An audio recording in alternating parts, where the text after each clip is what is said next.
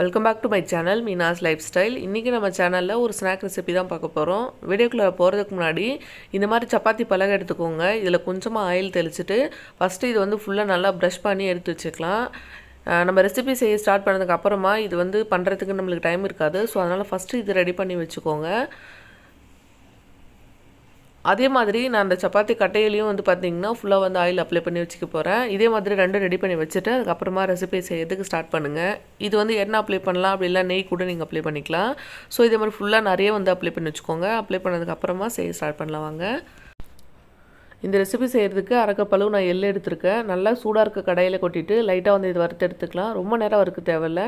நல்லா பொரிஞ்சு வருது பாருங்கள். இந்த மாதிரி பொரிஞ்சு வரும்போது எடுத்துடலாம். இது வேற ஒரு பவுலுக்கு மாற்றி வச்சுருங்க. அடுத்ததாக அதே கப்பால் அரைக்கப்பளவுக்கு நான் சர்க்கரை எடுத்திருக்கேன். இதில் ஒரே ஒரு டேபிள் ஸ்பூன் அளவுக்கு தண்ணி சேர்த்துக்கோங்க. சேர்த்துட்டு சர்க்கரை இப்போ நல்லா நம்மளுக்கு மெல்ட் ஆகி வரணும்.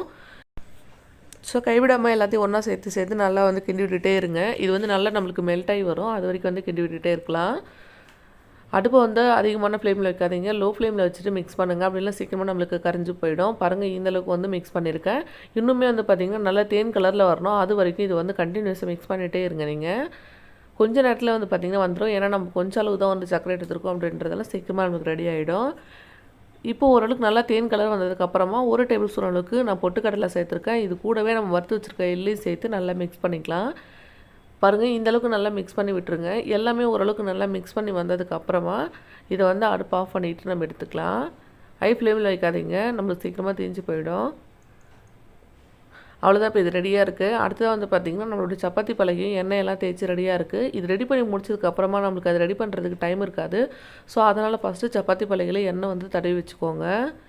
நீங்கள் கிளிங் ராப் இருந்தால் கூட அது யூஸ் பண்ணிக்கலாம். இப்போது நான் இது மேலே கொட்டிட்டு அதுக்கப்புறமா சப்பாத்தி கட்டை வச்சு லைட்டாக உருட்டிட்டு அந்த ஒரு கிளிப் மட்டும் எனக்கு மிஸ் ஆகிடுச்சு. ஸோ உருட்டினதுக்கப்புறமா இந்த மாதிரி ஒரு ஸ்பேட்சுலாம் வச்சு லெவல் பண்ணி விட்டுக்கோங்க. அப்படிலாம் கரண்டி ஏதாவது வச்சு நீங்கள் லெவல் பண்ணி விட்டுறலாம். இப்போ இது அப்படியே இருக்கட்டும். ஒரு 5 நிமிஷம் கழித்து எடுத்தீங்க அப்படின்னா சூப்பராக நம்மளுக்கு வந்துடும். இன்னுமே பார்த்திங்கன்னா 1 நிமிஷம் கழித்து நான் எடுத்து காட்டுறேன் பாருங்கள். நல்லா கிறிஸ்பியாக சூப்பரான ஸ்நாக்ஸ் ரெடி ஆகிடுச்சு. ரொம்பவே டேஸ்ட்டாக இருந்தது. இது நீங்கள் ஒயிட் சுகரில் பண்ண விருப்பம் இல்லை அப்படின்னா இதே மாதிரி நீங்கள் வெல்லம் வச்சு கூட பண்ணலாம். எந்த அளவுக்கு நீங்கள் எள் எடுக்கிறீங்களோ அதே அளவு வெல்லம் எடுத்துக்கோங்க. வெல்லம் பாகு நல்லா திக்கானதுக்கப்புறமா எள் சேர்த்துக்கோங்க. ரொம்ப டேஸ்ட்டாக இருந்தது. ரொம்ப ஹெல்த்தியும் கூட. குழந்தைங்க கேட்டாங்க அப்படின்னா செஞ்சு கொடுங்க. எப்படி கிறிஸ்பியாக இருக்குது பாருங்கள். ட்ரை பண்ணி பாருங்கள். தேங்க்யூ.